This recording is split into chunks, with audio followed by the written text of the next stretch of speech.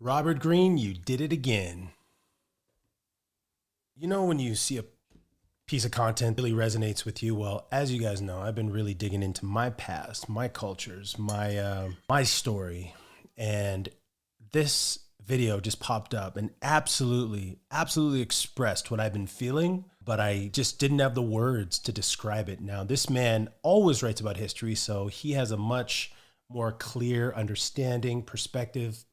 Just check it out. To history, because you read it, it's just about dates and figures and events. Yeah, it's interesting, but that's not what history is. History is something that was alive. One person asked the question, one of my readers out there, what is the importance of studying history? What is the value of studying history? And it's curious that you would ask that now, because I just wrote a chapter which I titled Journey Beyond the Limits of Linear Time, and I call it the historical sublime. You know, there are a couple ways of approaching history that I think are very important, and one of them is to learn about our past, to learn about the trends in history, the cycles in history, so that you understand how we arrived at this present moment. If you start digging into the details and you understand the tremendous changes going on in the 18th century, it starts to explain a little bit about the modern world. If you put all these pieces together, suddenly 2024 and our decade and our times will start to make a little bit more sense. And so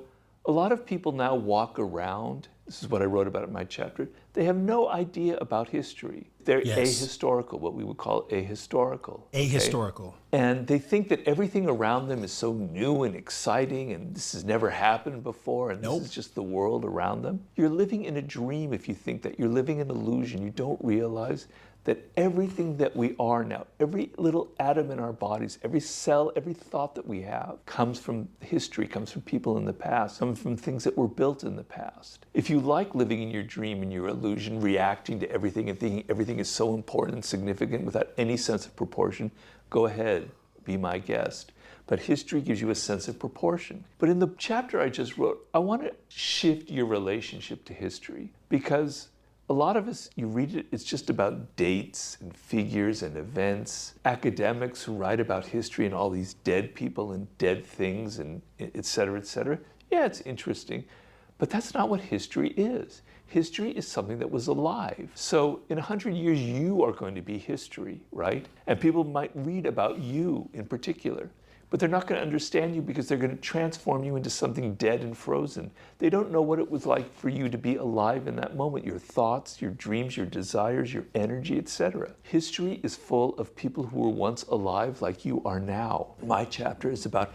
Yes, this is exactly it.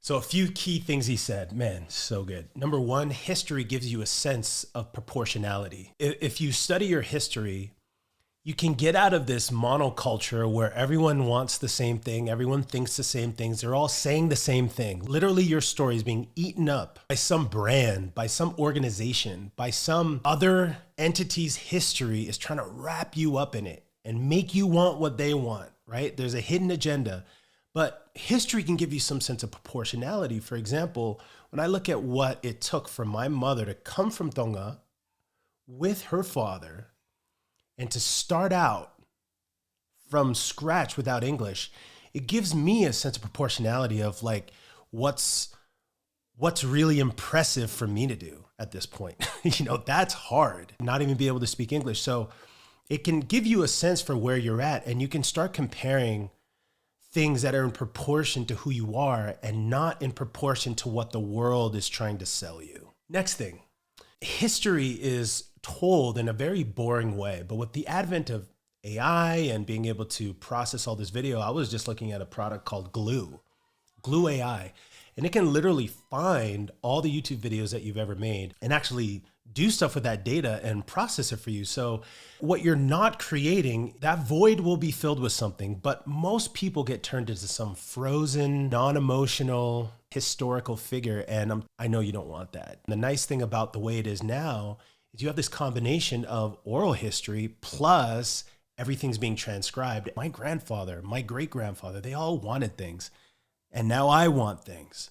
But someday, all of you and me will become history. And the question is, How is that history going to be told now? I don't want to tell my story under the guise of a brand, under the guise of an industry. For example, I could easily tell my story as a dentist and say, oh, I was a dentist, I pulled teeth, I was good to people, I did fillings, and then years, and then I was good for the industry because I tried not to hurt people, I tried to be honest and fair and do good things. Like, that's how I could hand over my story to the industry and say, here you go, add me to the list of dead dentists. The only thing that is actually me is who I am. It's my history, my family history. And so me exploring it, this makes total sense to me now.